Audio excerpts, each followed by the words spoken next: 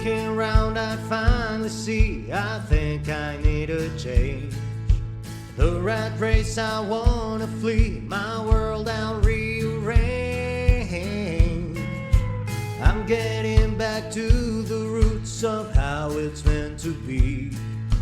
Growing gardens, picking fruit, racing livestock, living free. It's a modern homestead.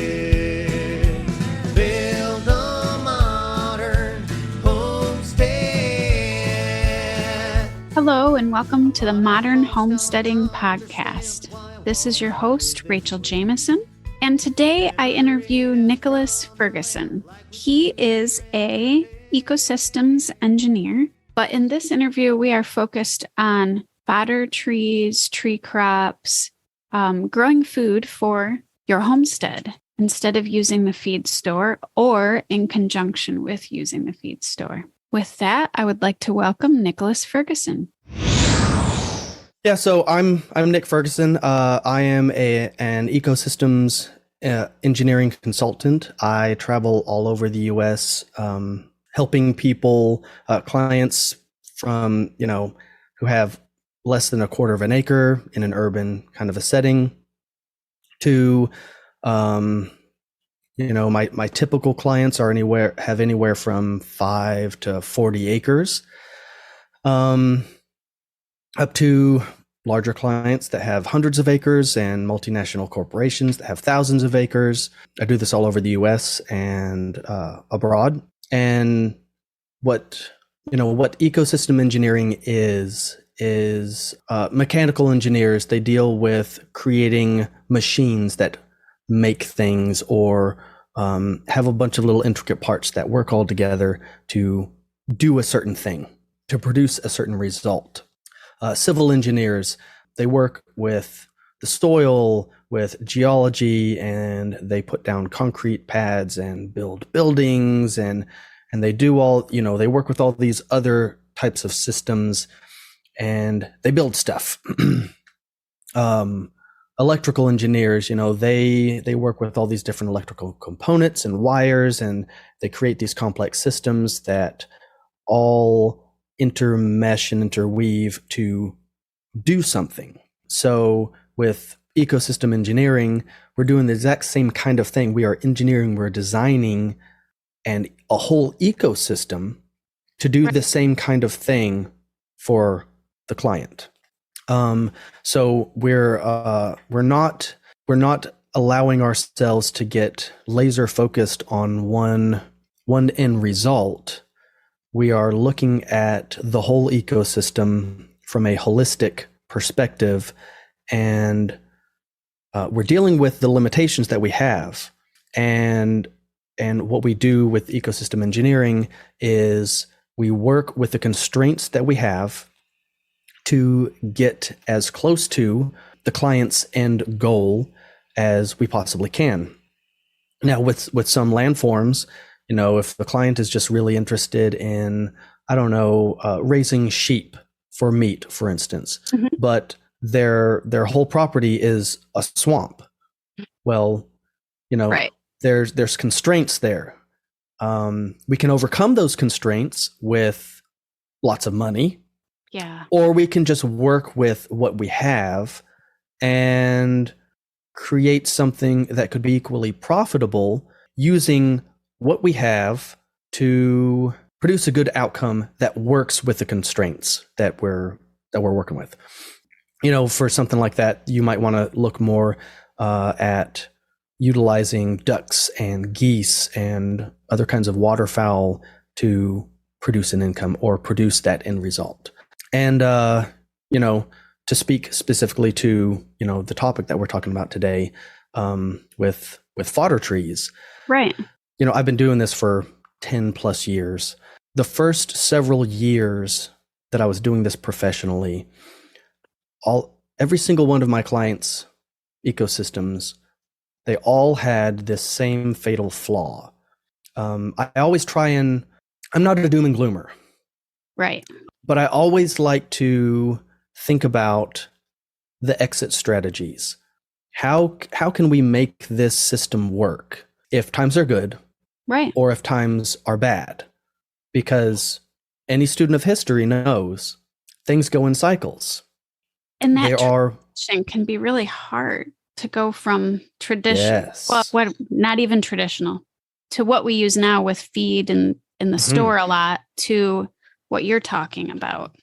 right. Yeah. And you don't want to be trying to transition if you're in the middle of a major depression.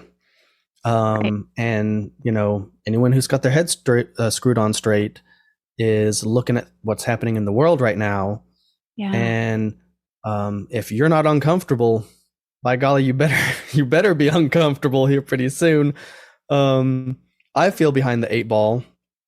I think we all kind of trying to play catch up here. Yeah. We're all feeling a little uncomfortable. But all of these systems all had this one fatal flaw in that everyone depended on the feed store. And by golly, if there is feed, let's just because I try and always design for the worst case scenario. I try and make sure that, we're not designing ourselves into an Amish lifestyle, right? Yeah. Because that's just not tenable for the vast majority of us. It's not practical. Right. So let's not do something that's impractical. Let's not design into our system something that's going to be so difficult to do on a day-to-day basis that we just design in this horrible workload. We want to be smart about it. But we also want to make sure if everything goes sideways, I can still feed my family. I might have to change what I'm doing. I might have to work harder, or we might have to work differently, but I could still feed my family. Right. Well, and your system isn't even, even if, say times never get tough, it's still saving. Yes. We've all seen that price tag go up. So even if the grain is still there, that price of growing your chicken eggs or growing out your meat birds has gone up substantially. Right. And wouldn't it be amazing if you could substitute your meat birds diet and drop the cost 20%? Yeah. That's because fantastic. you can replace 20% of your layer or your meat bird ration with white mulberry leaves without any reduction in their production. Yeah, so let's talk about that. You're talking about white mulberry, which is the fodder trees. And so you wanted to talk about the fodder trees and what are fodder trees, and you have some favorites. Yep. So there's, again, I like to encourage people, don't reach for the stars. Don't prevent yourself from doing something good just because you can't do it perfectly. So if you're on a shoestring budget, I don't want to see people saying, well, I have to buy these special magic trees that Nick says are best. Yes, there's a best option, but I guarantee just about everybody has something growing in their yard, growing on their property, growing nearby that they could use as a fodder source. And fodder is just feed. Fodder is feed. It is, it's an old technology. This is something that's been used for thousands of years. We have documented historical evidence of this going on like 3,000-4,000 years ago in the East. It's been going on in Europe for hundreds and hundreds of years. People are still doing it today. It's just fallen out of favor with industrial agriculture. Because it's a little bit more work, right? It's more work. Right. And if we're talking about doing it on a small scale, it either requires you to invest into machinery, or it requires you to invest into some manual labor. Okay, yeah. Chopping stuff with your hands, swinging an axe, swinging a machete. But it's really not that difficult. It's just some more work, but you can raise feed for free. And so, when we're kind of slicing and dicing the problems and looking at the whole ecosystem and looking at where the failure points are, one of those major failure points is almost invariably going to be, how do I feed the animals? Right. So, if I can't feed the animals because times got tough, there's a depression going on, and either there's no feed at the feed store, or there's feed at the feed store, but I don't have the money for it. Right. There could be all of the resources that you need readily available, but if you don't have the cash for it, it might as well not exist. Right. Yeah. And those two scenarios happen over and over and over throughout history.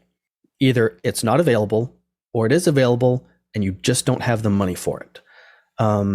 There would be, there's food at the stores during the Great Depression, but just nobody had money. Right. Yeah. And, if things got really tough again, I don't want people to be going hungry. I don't want kids to be going hungry. Right. I want people to be resilient and able to weather those storms. I want people to be able to work a little harder and feed their families well. And the main thing that we can do, from all of the analysis I've done, the biggest thing that you can do to produce independence, especially on smaller acreages, is to grow fodder leaves. So let's talk about my three favorites. I'll talk about probably my bottom tier and then finish with my top tier. Bottom tier is going to be hybrid poplar.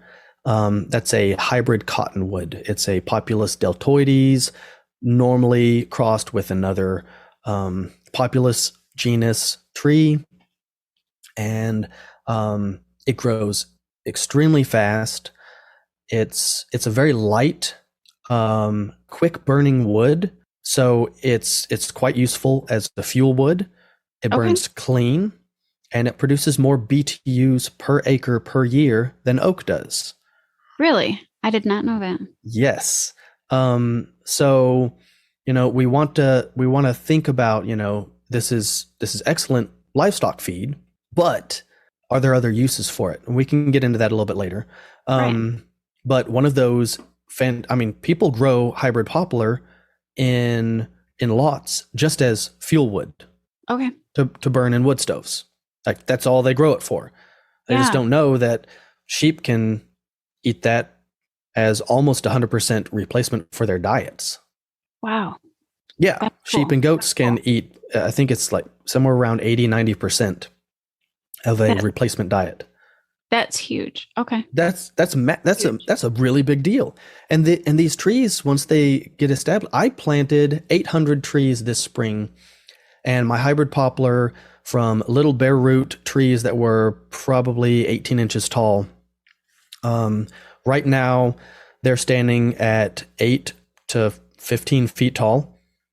Wow. And we had a really tough year. Yeah. Yeah. We did too up here. We had pretty good drought, even in Michigan. Yeah. Yep. It was a really bad drought. So on an ideal year, I would have expected to see at least 16 feet out of those this year. Okay. And so before I get into, production numbers and how this actually works, let's talk about the second one, which is a hybrid willow. Mm-hmm. And one of the nice things about willow is it's pretty much almost a 100% replacement diet for rabbits. And when it comes to sustainable meat production, rabbits will produce just about everywhere, and they breed like rabbits. And you can produce hundreds and hundreds and hundreds of pounds of meat in a very small square footage area in a shed. They could do that on a small homestead. Yeah. Absolutely. On a small lot in the city. Yeah. Yeah. You can raise your rabbits in a garage. They're quiet. There are almost no city ordinances prohibiting them. I've never heard of any. Raising chickens, there's a lot of places where you can keep a couple, but you can't keep a rooster. That's not very sustainable. But you could keep rabbits. And this would be one way to basically raise free meat. Because if you raised all of the food that they ate on your acreage, right, then that's free meat. It costs you your time. That alone right there, if you just did those two things, grew the hybrid willow and had the rabbits. I mean, that's such a great little nugget of hope right there. And cost savings too, as prices go up. And absolutely. And rabbit's a very versatile meat. It pretty much tastes like chicken. And if you don't tell someone that they're eating rabbit, they'll think it's just dark chicken meat. Right. Yeah. The bones are a little different. So they might say, oh, these bones are different. This weird chicken. And then my top, the king of fodder trees, in my opinion, is always going to be white mulberry. Okay. And the reason for that, while it doesn't grow it nearly as fast as the hybrid willow and the hybrid poplar, the white mulberry will produce, 30+% protein in early summer. Okay. And so when we're talking about raising protein to put meat on animals, man, white mulberry just completely kills it. It's been developed and selectively bred for hundreds, if not thousands of years in China to feed silkworms. Right. Yeah. And so whether they understood what they were doing or not, the really successful silkworm producers would have some trees that were just do really good. And so they'd propagate those and plant more, and they'd breed some more, and they keep doing that, and they keep improving. And this whole field that we planted with this one kind of tree or this one batch of seed is just garbage. And so they'd rip it all out and replace it with something better. And you do that over thousands of years, you end up with some really good, high digestibility, high protein leaf content, which is what we have with white mulberry now. That's amazing. Yeah. And people ask me all the time, well, I have red mulberry on my property. Will that work? Absolutely. It's not going to be as high protein as the white mulberry. Okay. Yeah. We have two wild mulberries on our property right now. Yeah. But absolutely. Can you do the exact same thing? 100%. Which is why I always tell people, listen, I have my 3 magic trees that I think are best. Right. The reason I think they're the best is they grow exceedingly fast. They produce very well. But can you use the willows on your property? Absolutely. They might just not grow as fast. Right. So there's always that give and take. Can you shoestring your production? Absolutely. Yeah. Right. You're not going to get as good of production, as much pounds per acre for the amount of time you're putting into it with a native tree versus a hybrid, because the hybrid's just going to grow faster. The willow that I planted, it's over 12 foot tall. Wow, that's crazy. From a little tiny bare root tree that was 12 inches tall, it put on, 10, 11 feet. And how long did that take? Oh, that's just from this spring. Wow. Because for the audience, I actually have some of your trees and planted. Yep. Not one of them died. They're all thriving. And we had 6 weeks of no rain, and then we had 7 weeks of no rain. Now that said, I did go out, I fertilized them, and I hand watered them every weekend. But they're doing great.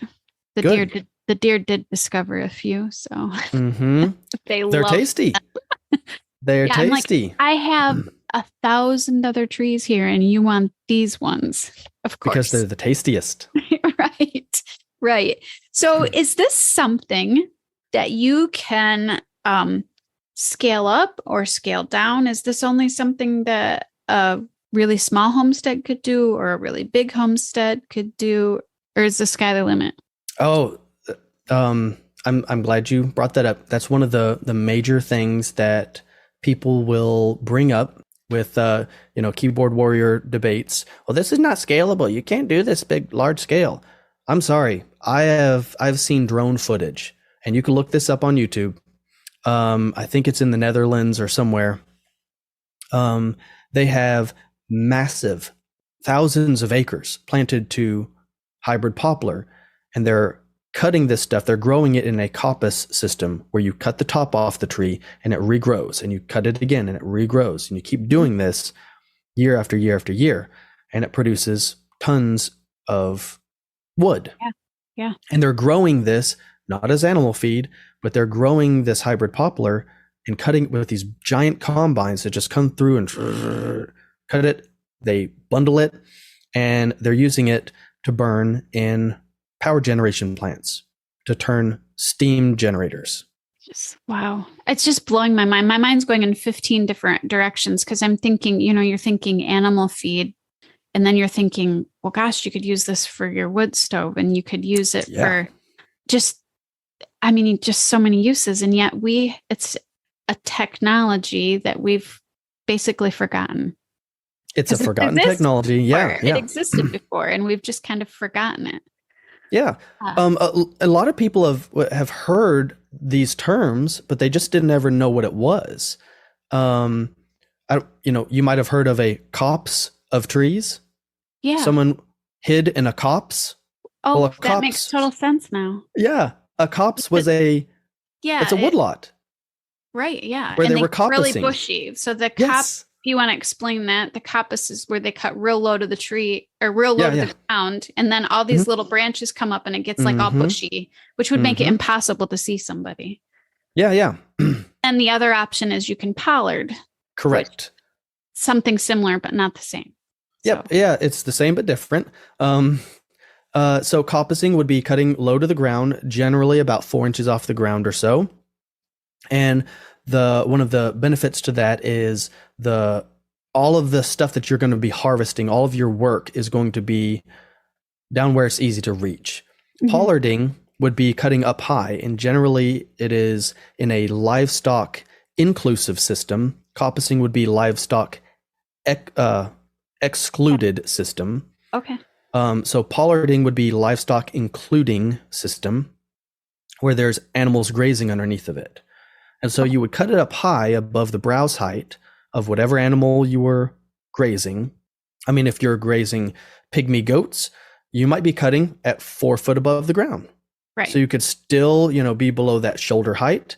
And you could still work those trees, but your livestock wouldn't be able to reach the branches and snip them off, because if livestock snip them off, they're going to prevent it from producing very much.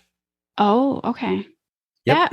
That part I had not read. And so you're talking livestock. Is there specific animal? Like, you got rabbits and you've got pigs and you got cows and you got goats. And you've got some other different outliers like llamas, horses even.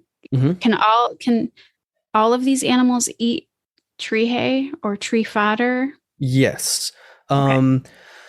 Now, the reason why I always encourage people to start with those 3. So if you're going to be spending some money and doing this the right way, and you have more money than time, or maybe your time is so short that you just have to throw money at it.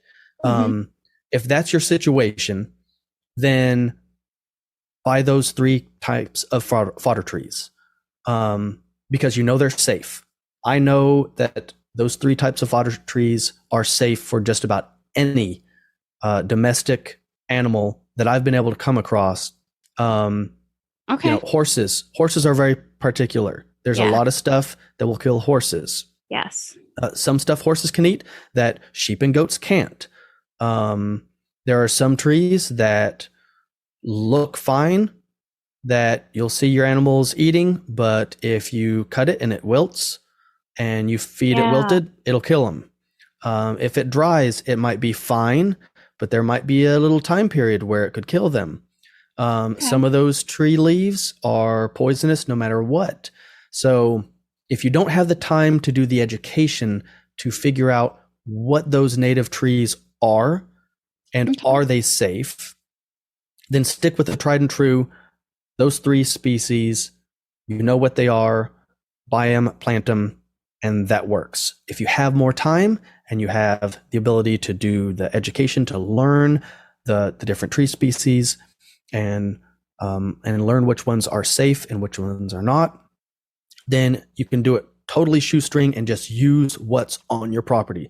There are literally hundreds of species that are safe for almost all of those livestock to eat. Like I said, this is old technology. They've been doing it for hundreds and hundreds of years all over the world. So yes, you can do it totally shoestring. But that's why I like those 3, is because they're just great. Yeah. And up here, I mean, you guys have winter down there where your leaves fall off the trees. Yep. We have it here longer. So what do you do in the winter? Yeah. So in the winter, it's the same kind of thing as making hay. There's a couple different ways that we can preserve this stuff. So we can cut the leaves and dry them. You want to dry them in the shade, and you can bundle them up and just leave them on the branches just like that, and preserve that as tree hay. And then you can just feed that. Animals will go nuts for that stuff. Cows, sheep, goats, llamas, horses, any of those herbivores will go nuts for them. Not so much the poultry. With the poultry, they're just not designed to eat tons of leaf matter. They just don't have the digestive system for it. They're omnivores or insectivores. Geese are herbivores. Geese will go nuts. Interesting. I guess I didn't think about that, but they are. Okay. Yeah. Yeah. So we can dry them and preserve them that way. But what I think is better, if you have the wherewithal and the ability to do this, you cut the leaves fresh and you shred them and you turn them into a fermented product, just like corn silage or haylage. So the branches as well. The leaves. The very tender branches. Okay. Basically, just to get an idea for what branches we're talking about, if you were to cut that branch off and hang it over a fence, stick it in there with a whole bunch of sheep and goats, and see what all they cut off of it, because they will eat some of the branches. See the stuff that they bite off and chew up and eat. Pretty much if it's that size or smaller, if it's gone off of that branch, and you saw what was on there to begin with, and then what's missing, everything that they took off, put it in there. We don't want big old branches getting shredded in chunks of wood, because they're just not going to eat it. Yeah. It's not going to hurt anything. It's just going to be kind of wasted space. And we want to get as much good stuff in there as we can. So, one really easy way you could do this, they make these leaf shredders for people that live in cities that have these beautiful trees that drop these nasty, horrible things every fall, and they cover their lawn, and we got to get those off and put them in plastic bags and send them to a landfill. Leaf shredders. Better you make leaf mold, which is what we do. You make make compost, beautiful compost. So you could take one of those leaf shredders and you cut your branch and you just jab the branch down in the leaf shredder and pull it out. Okay. And it's going to strip off the leaves, and it's going to strip off the little twigs and stuff. And you're going to shred the leaves, and you smash it into something like a 5-gallon bucket if you're doing smaller batches, 55-gallon drum if you're doing big batches, or you can scale it up as big as you want to scale it. You could do this with a combine. I've seen video of these small combines going down and cutting mulberry rows and spitting out shredded mulberry leaves into a trailer being pulled right next, just like if it was grain. It was silage. Just like it was silage, yeah. Wow. And they're producing this stuff en masse, just like they would with corn silage. Interesting. Except it's a perennial crop. When you put these in barrels, do you add anything to it, or it's just? Yeah. So just like with any kind of fermentation, we can help kick that up a notch by adding some sugar for Okay. the lactobacillus to eat. So you can go with just a sugar water or molasses. A lot of places overseas in India and Pakistan and kind of that region, they do a lot with fodder trees because Okay. they have to, Yeah. because Yeah. they're poor. Yeah. And it works great, and so they do it, and Okay. it's very affordable. So they'll take about 1 kilogram of molasses per 55-gallon drum, which is 2.2 pounds of sugar or a 55-gallon drum, and they'll just dilute it in hot water, and they'll lay a layer of the tree leaves in there, the shredded leaves. They'll smash Okay. it down and sprinkle some of that molasses water in, just a little bit of the molasses water. Huh. Smash some more leaves down, sprinkle a little bit more. Smash it down, sprinkle. Kind of like making sauerkraut, but with fodder. Interesting. Exactly. With mulberry leaves or willow leaves or the poplar leaves or all three of them combined together. The poplar and willow are lower protein. The white mulberry is higher protein. Right. So, if you make a early summer batch that's really, really high protein because there's a lot of white mulberry in there, and you make a late summer batch and you've got enough animals that you're opening up two at the same time, well, start your late summer, open up your late summer batch and your earliest spring batch and mix it 50-50, and it helps moderate it down. So you don't have the low protein or the really high protein and end up with some GI issues with your animals. Right. Yeah. Are you making silage right now at your property then? No, I am focusing on cuttings. Okay. Everything that I can get right now gets used fresh. This upcoming year, though, I'm going to be making some silage, just educational, to shoot some videos to show people how to do it, how easy it is. It's really dead simple. I have made it before. We're just getting back into livestock. I've been traveling so much. Yeah, you have been busy. Yeah. That I just haven't been able to make the whole livestock thing profitable. When I'm gone for 2-3 weeks at a time, it's tough to have livestock profitable. Right. So we can basically feed these to any animal. It just depends. Some animals can obviously eat more. Rabbits, like you were saying, can eat a lot. Chickens can eat a little bit. So it just depends. And we have to do our research with that, which can be a little bit hard to find. But well, I'm gonna be coming out with more and more information on this. I'm gonna have some videos on Homegrown Liberty's YouTube channel. Chickens are about a 20% replacement of their diet. Most ducks can handle more. Geese, of course, can handle a lot more, it sounds like. White mulberry, or a combo of the three would be a lot more. Sheep, you could feed them exclusively those three species. Same with rabbits. You mix those three species together, the 100% replacement diet. I have white papers linked on rareplantstore.com. Yeah, I've read them. Yeah, that's pretty great. I have white papers on there talking about pig feed. 92 or 98. We'll just say 92% replacement feed on feeder meat pigs with fresh mulberry leaves. That just is amazing. That's almost 100% of their diet. Mulberry leaf. So you said you can do this with these animals 90%. So how many trees should you plant? 5,000. I mean, so that's one of those questions that I like to get out there publicly, because I get asked that a lot privately. I'll have emails and private messages. How many trees do I need to plant? Man, they're living systems. They're growing. They're changing. A first-year tree is not going to produce nearly as much as a 20-year-old tree. Right.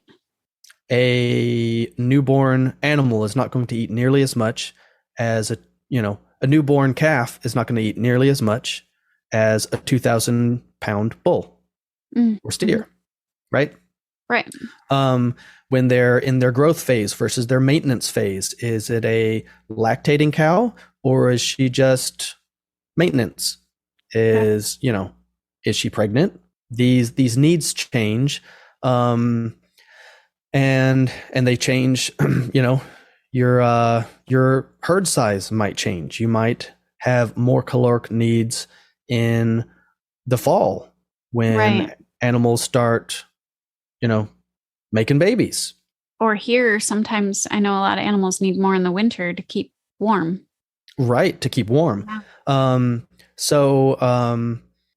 If we are, if we're storing this stuff, then you're going to want to look to normal feedstock options and back convert to your needs. So a lot of this dried leaf matter is about equivalent or a little bit better than most dried alfalfa products. Oh, okay. So if you feed alfalfa pellets, for instance, a 50-pound bag of alfalfa pellets will do whatever amount of feeding for whatever amount of time. If you feed the fodder tree leaves, it's about equal. You might get a little bit more feed value out of it per pound versus alfalfa. Okay. But that's a good way to kind of wrap your head around it. Yeah. This is what I always tell people. Get as much planted as you can. Yeah. And then see how that goes. As that tree system matures, it will produce more for you. And you can always cut those trees down. Right. You can't get them planted next year and expect them to be producing like trees you planted 5 years ago.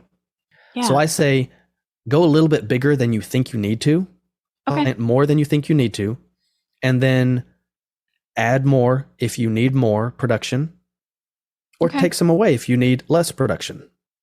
Yeah. Yeah. That makes sense. And do you plant yours in, I mean, I've seen it done so many different ways, and it probably just depends. It's always the answer. It depends, right? Mm-hmm. Rows and food forests and clumps. How do you decide?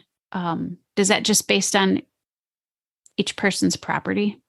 And it's based on each person's property, visibility, and right. Like yeah. So if you're going for production, if your goal is I want to get as much out of this with the least amount of effort as possible. I want to do this mechanically if possible.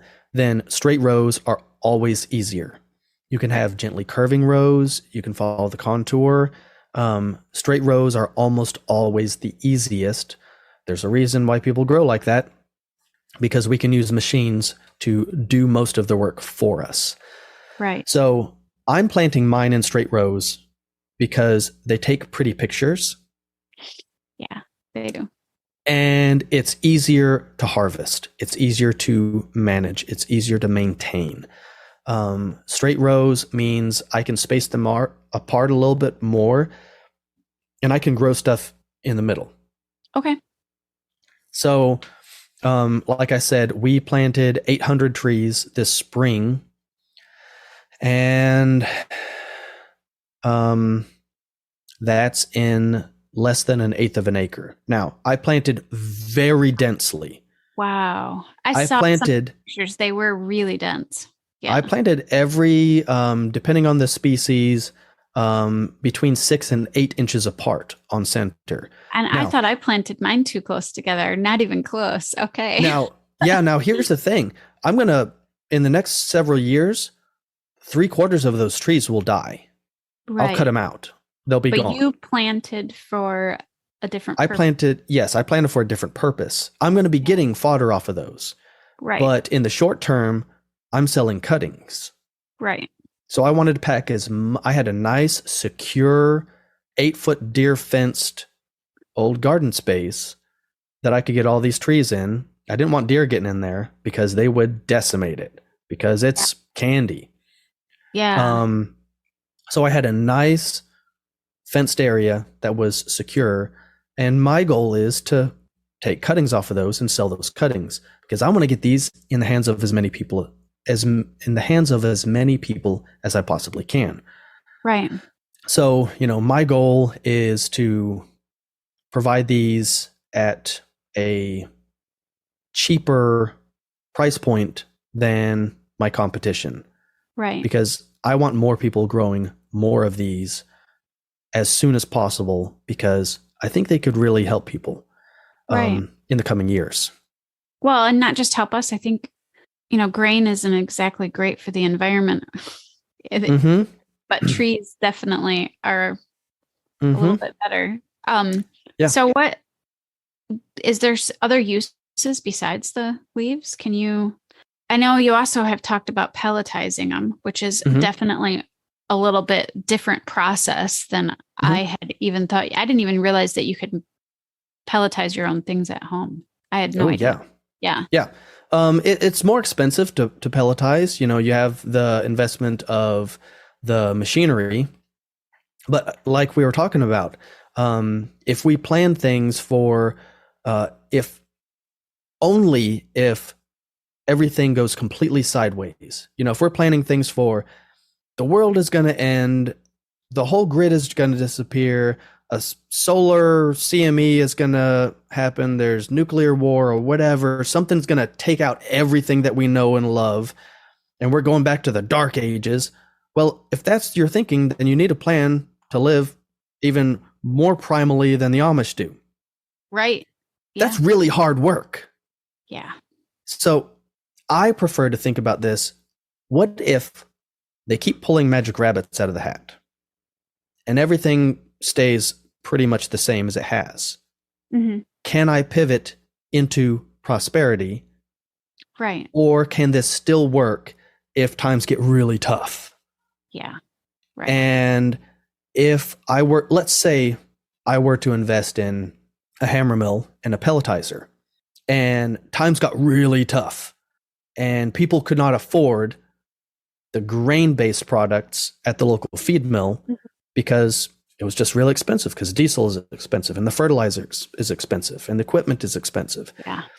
And a bag of chicken feed at the feed store is $50. Right.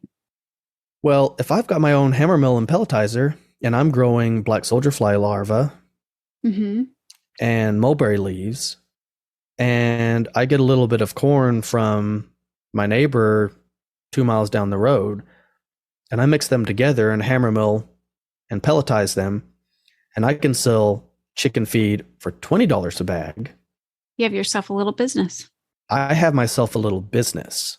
I not only can feed my animals for next to nothing, but I might be able to make an income and be a blessing to my community. Right. I might be able to help my community be a little bit more self-sufficient and a little bit more resilient and a little bit better able to withstand hard times. And that benefits me. Well, and on top of it, you're going to have such healthy animals and healthy you, because some of these animals we're feeding grain were never meant to eat it anyways. Yeah. So, and there's it's just the whole thing is just mind blowing to me. It's like, why did I guess we went to grain because it was easy, but yeah, it was easy and it's cheap. And listen, I don't have anything against people that I've got laying pellets in my breezeway right now. Yeah. I mean, I've got some rabbit pellets out there. Yeah. Because it's easy. If I leave to go on vacation or something, I need it to be easy for someone to take care of my animals. So I have some of those pellets. But it's not sustainable long term. It takes money out of my control. Building wealth means keeping as much of that energy within your control as you possibly can. Right. Everyone understands that the person that blows their paycheck on Friday or Saturday after they get it and they live broke for the rest of the week is going to live paycheck to paycheck to paycheck and be a wage slave for the rest of their life until they learn to stop blowing it. And if they can cut their expenses and live so frugally that they can start bankrolling those paychecks. They can build up an emergency fund. They can take advantage of moments where economically they can acquire something that would cost twice as much or 3 times as much. You know, all the time I'm looking for deals. And when I see a deal on, I don't know, canned tomatoes, for instance. Yeah. Well, I can buy a year's worth of canned tomatoes. Exactly. Yeah. In one go. And if I can get my canned tomatoes for 50% less because I'm financially wise with how I'm handling things, I can keep doing that over and over and over, and I can keep more of that wealth. So when we're talking about, you know, raising chickens for meat, if you really crunch the numbers, raising those Cornish cross broilers and going to the feed store and buying retail feed, I'm shocked that people actually still do this. Yeah, it definitely is. It's like a $20, $30, $40 meat bird. Yeah. Yeah. That's insane. Unless you do what you're doing, at least partially. Yep. Right? Yeah. And so, you know, just imagine not going with the Cornish cross that are just Franken chickens that are not natural. Even 20, 30, 40 years ago, that's not what a chicken looked like in the supermarket. So that's a question for you. Do heritage breeds do better on a food like this? Oh, absolutely. I would expect that. Yeah. Yeah. So you go back to those old fashioned birds and they grow a whole lot slower. They're going to be a little bit tougher. Right. But you go more sustainable with your, raising some insects. You raise some of those, ferment some of that feed. Those shredded leaves, fermented, and you put it in a pan where the chickens can peck at it, they'll eat a bunch of it. Mm-hmm. And it's really high quality protein.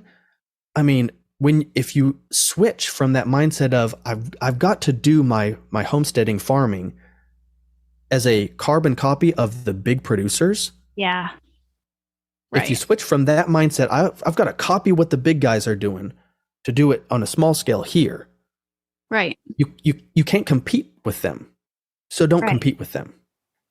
Yeah. Switch your thinking, do things more sustainable that will work better on a smaller scale.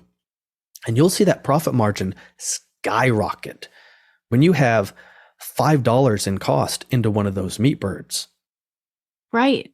Yeah. Even if it's half the size, that's the equivalent of a $10 meat bird. Right. Right? Yeah. Versus $40. Exactly. Yeah. And if we keep profit margin there, or you have savings because you ate it yourself. Right. And so when we're doing this kind of stuff and thinking about it from, if times are good, does it work? Absolutely. Yep. My family's healthier. I'm keeping more of my dollars under my control. That means I'm getting wealthier. If times get really tough, I can still feed my family. Right. I can keep more dollars under my control. This is a win-win. Yeah, it's huge. It's just huge. We just have to shift our thinking a little bit and and then plan ahead, because obviously these trees aren't going to be into production this summer if I plant them this spring. Yep. So it's planning ahead. And you said there are other uses besides just the leaves for these trees. I mean, we kind of talked about it a little bit with burning them, and I think I heard you mention somewhere else something about compost. Yeah. So I mean, we can make compost. We can make wood chips. You can, like we talked about the hammer mill and pelletizer. They make higher strength pelletizers that make wood pellets. Oh, they sell these Traeger grill things that use wood pellets, and they sell apple wood, and they sell peach wood, and they sell hickory wood. Well, true. What about mulberry? Interesting. Yeah, there's an idea. Well, and then they also sell pellet stoves that people burn. Yep. Yep. Wow. That's even just for a homestead use, but then when you start broadening your horizons into a little business. Right. So we've got the wood pellets. You could do that. really expensive artist charcoal comes from yeah. sticks of willow. Yeah. Yep. Charcoal is really easy to make. It's really Yeah. simple. So you can make artist charcoal. I'm sure people have heard of rocket stoves and rocket mass heaters. Yep. When you think of cooking with wood, most people think about going out there with a chainsaw, cooking or heating with wood, but especially cooking with wood. Most people think about you cut down a big old tree with a chainsaw. Right. Yep. And then you split it up, and you split that up into smaller pieces, and then you cook with that. Right. That's not what people did for a long, long, long time. Yeah. People cooked with coppice wood. That's They true. cooked with stuff that was this big. That's true. And I think about this too for me, like as you age, because I'm not getting any younger, it's way more doable to use coppice wood than it is to get this huge oak and then have to split it down into sizes and then have to haul it, or you have this coppice wood that you do this with. Snip, snip, snip, snip. It makes so much more sense as you age to do some of this too. I mean, physically, bales of hay or coppice wood that you can make into bales that are the size that you can haul. Right. Just everything about it makes, you can design it, because that's what you do too, is you design these systems. You can design this system to make it take less time and for your age and your ability, or that's like, my mind's just going a million ways right now. Thinking right. Yeah. Yeah. And so, you're going to have branches. You're going to harvest that stuff all throughout the summer. You're going to stop in the fall. And then if you're coppicing, you're going to have to reset that system back to ground zero. It means you cut everything back down to the ground. Okay. You have all this wood that's green wood that would run through a wood chipper really quick and easy. And so you either make wood chips to use as mulch, or you take those wood chips, which are a ramial wood chip, which is a high cambium to lignin ratio. Great. And you put those wood chips through a Johnson Sioux bioreactor once a year with all of that material you just harvested. And then once a year, you get an amazing compost out of that tower. That's cool. Or you take that wood and you cut it up into an appropriate size to put in a charcoal retort or a charcoal pit. And you make charcoal and then combine that with your animal bedding. You can take that charcoal and run it through a grinder and sprinkle it in your barn, right, or your chicken coop or whatever, to absorb those nutrients. And then when you clean that out once a year and you put that in a composter, like a Johnson Sioux, for instance, what do you make? You make biochar. Yeah, biochar, amazing soil. That's just right. Like this. Is you like, make amazing soil. So really, when you think about it, this whole system, there's no waste. Closed loop almost. You are utilizing every single part of this whole ecosystem, and you're keeping it all within your control. Right. You keep doing this and you'll build so much fertility, you will be forced to export it. If you're exporting, it's a wonderful problem to have, because that's what profit is. But if we are exporting all of the fertility that makes it possible, we have to import fertility. And that's what you have with farmers that have farms, and half of their profits go to purchasing fertilizer because they're on a razor's edge of utter disaster. Right. Where if they don't fertilize one year, they don't get a crop. Yeah. Right. Because they've mined it into oblivion.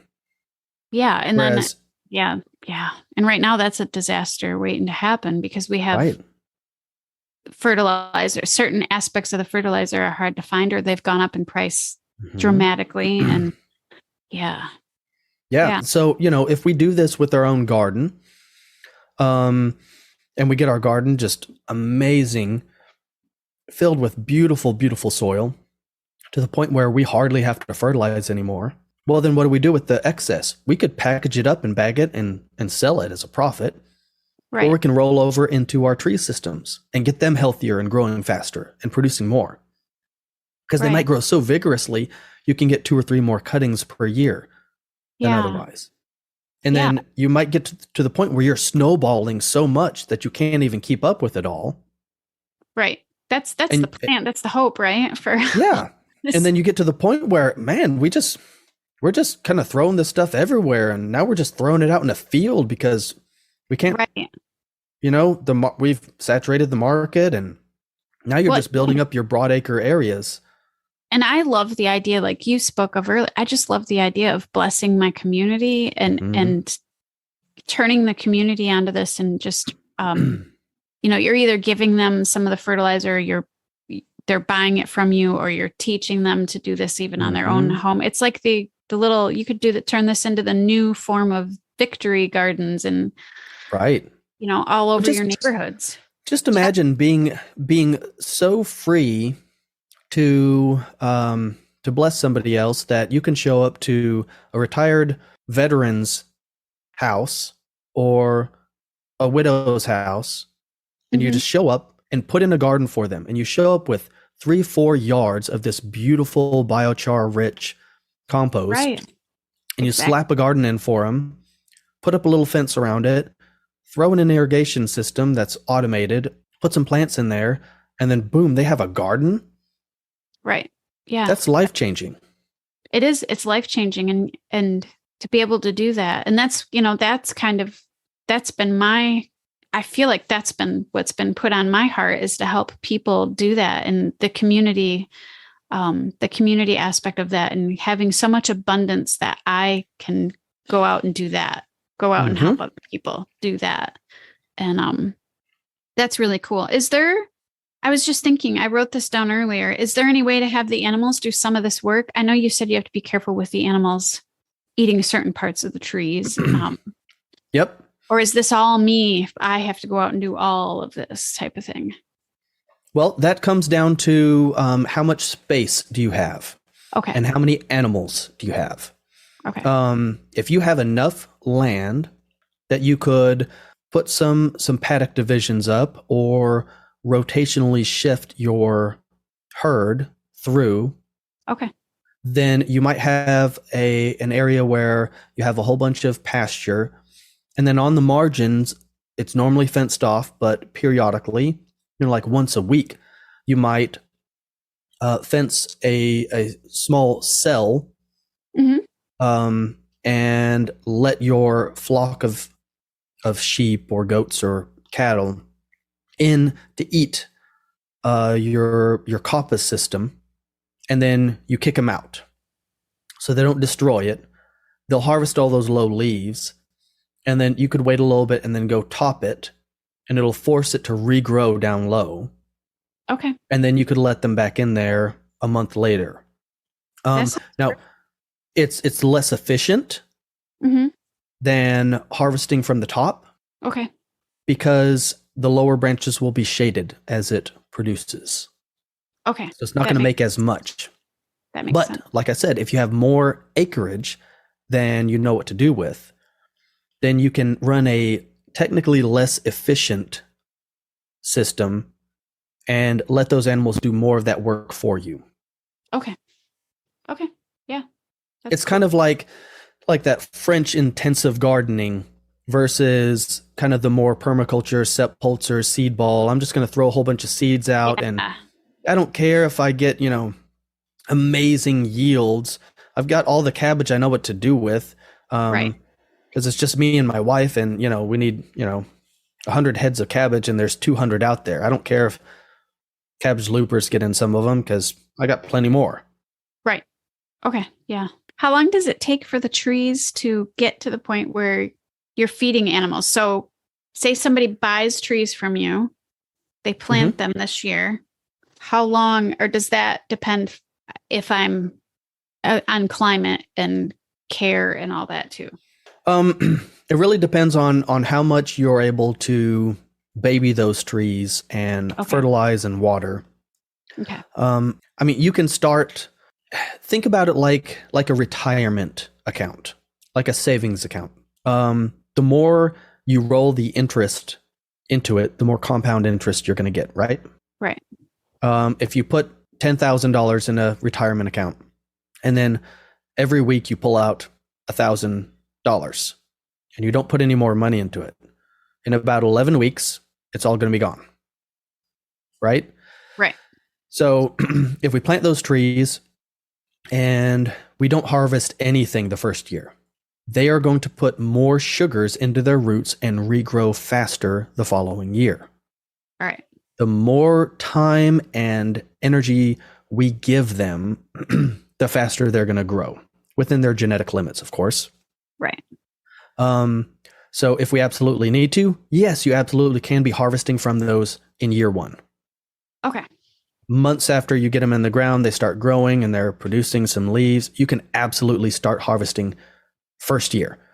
I prefer to give them at least a year to get established if you're able to take care of them. Okay. I have some of these fodder trees that I've just jabbed in pots, and I have not fertilized them. I haven't watered them well, and they're no bigger than when I put them in the pot. Because they just haven't gotten the fertility. Right. But I've got them out in the field where they have plenty of fertility. Your mileage is going to vary depending on your soils. You know, some people, they'll put them in the ground and 2 years later, they're 4 foot tall, versus I put mine in the ground and 2 months later, they're 6 foot tall. Yeah. It depends on how fast they're growing. The rule of thumb is get them in the ground, give them a whole year to grow. Okay. If they get up to the size of a broom handle, okay, before you cut it down in the winter, so let's say you're going to coppice it, I like to let them get to about broom handle, tool handle diameter before I cut them down to the ground to coppice them in the winter. That's a good rule. Okay, that's good to know. If you're fertilizing well, you should get about 10 times as much growth the next year as we'll see with mine, right? We'll see. Yep. Don't decimate them. I have a client that she took pictures. She actually had 2 side by side. One she cut down in the winter, and the next one she didn't cut down at all and just let it grow, just to see the difference between the two. And the one she cut down, let it get up about tool handle size, broom handle, about that big around. You can see the gray wood where it was cut, and there's about 10 times as much of growth that shot up around it as that one in its second year. The other tree that she did not cut, it was about this big around. Okay. So a little bit bigger around than a shorter, squatter soup can. Right. Vegetable can. Yep. Coffee mug. Right. Size. Yeah. So, I mean, and that's in its second year. So, yeah. Wow. Yeah, I know our wild mulberries we have here at our house, they're just huge already, and they're only 3 years old. But your trees that I bought from you, those were first year this year, and they're planted out at our property. So I'm really excited to see what happens next year with them, because I babied them all summer long. They were my my precious. Nice. Summer. Them and my fruit trees were my precious. Well, I want to respect your time, and I wanted to start to close. Did you want to talk anything about say anything about where we can find you? Yeah. So on YouTube, I have hardly anything up on the Homegrown Liberty channel on YouTube, but next year and probably a little bit this winter, we're going to be putting out more stuff. Okay. That's going to be kicking up a notch, hopefully, if I don't get overwhelmed with everything else I've got to do.